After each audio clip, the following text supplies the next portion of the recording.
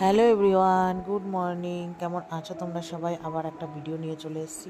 তো এটা হচ্ছে জামাই ষষ্ঠীর পরের দিন। তো যাই হোক, স্নান টান করে মার বাড়িতে চলে এসেছি। মা থাকতে বলেছিল অনেক করে, এত গরমে থাকিনি। তো যেহেতু মাসিরা রয়েছে তাই একসঙ্গে সবাই আর থাকিনি, পরের দিন চলে এসেছি। তো এসে লুচি তরকারি খেয়েছি। খাওয়া দাওয়া করে এখানে মা রান্না স্টার্ট করে দিয়েছি। ইলিশ মাছ, সবজি, তরকারি, ডাল আর হচ্ছে ভাজা।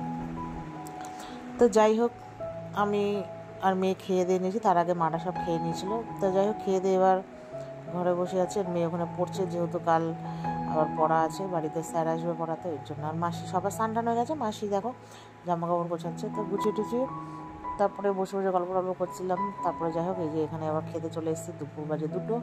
তো তোমাদেরকে তো আগেই দেখালাম ইলিশ মাছের ঝোল, চাটনি, আমের ডাল করেছে, আর পটল ভাজা, তারপরে হচ্ছে ভাত, তারপরে হচ্ছে সবজির তরকারি, মাছ ভাজা, এইসব।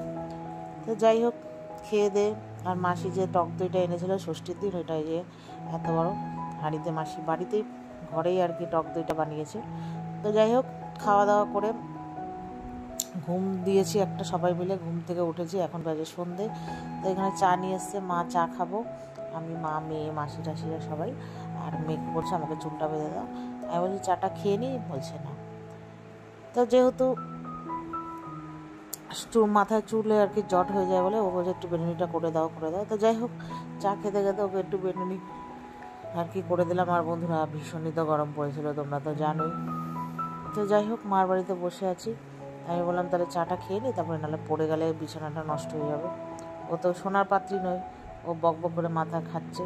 তো যাই হোক, আর আমার তো ভীষণই শরীর খারাপ ছিল, আসবো না বলেছিলাম এত রোদে। তাও মেয়ে বারবার করে বলছে, ও এখন যেহেতু মার বাড়িতে পড়ার জন্য আসতে পারে না, তাই।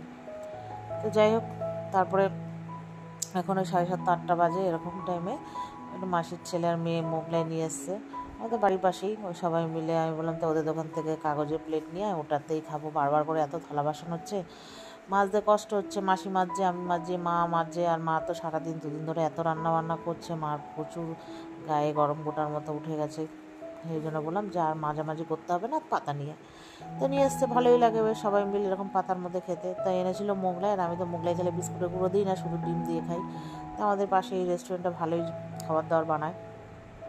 তো যাই হোক, এখানে সবাই মিলে মোগলাই নিয়ে খেয়ে নিলাম। তো খেয়ে দিয়ে তারপরে, আর হাজব্যান্ড তো অফিস, ও তো আসেনি, আসলে একবারে খেয়ে দিয়ে রাতে বাড়ি ফিরবো আর কি। এখানে মাসি, মেসো খায়নি, আমি, মা, মেয়ে, মাসির ছেলে সবাই আর কি খাওয়া দাওয়া করলাম। আর গল্প নিয়ে তো বসেছি একচুরি। আর আমাদের তো একসাথে সবাই হলে গল্পের কোনো মানে মা বাবা নেই, প্রচুর গল্প করি। তো যাই হোক, মাসি ছিল ওই ঘর থেকে করে যাবে। এবার দেখো সবাই মিলে এখানে সেখানে সব বসে গল্প, শুয়ে বসে। আর আমার হাজব্যান্ড চলে এসছে অফিস থেকে। তো এই যে দেখো, বাবুও চলে এসেছে, সবাই এক ঘরে এক জায়গায় বসে এবার গল্প, কত কিছু ঘোরার গল্প, তারপরে এই সেই অনেক অনেক কিছু আলোচনা হচ্ছিল আর কি। আর কি সবাই একসাথে থাকলে, অনেক দিন পর সবাই একসাথে। যেহেতু এখন আমারও মার বাড়িতে খুব একটা আসা হয় না, মেয়ের পড়ার জন্য মাসিরাও আসে না। আর আসলে কারোর সাথে সেরকমভাবে দেখা হয় না, আগে দেখা হতো, এখন মেয়ের জন্য আর হয়ে ওঠে না বলে হয় না। তো যাই হোক, এখানে অনেকক্ষণ গল্প করলাম। এখন বাজে প্রায় 10টা 10:30। এবার আর কি রাতের খাবার খাবো, খেয়ে বাড়ি। তো এই যে খেতে চলে এসেছি, এখন বাজে 10:30। মাম্মি বললাম আমাদের দিয়ে দাও, খেয়ে দিয়ে চলে যাই। আমার মেয়ে সকালে আছে, হাজব্যান্ড অফিস যাবে। তো যাই হোক, এখানে যে খেয়ে দে এবার আমরা যাবো আর কি।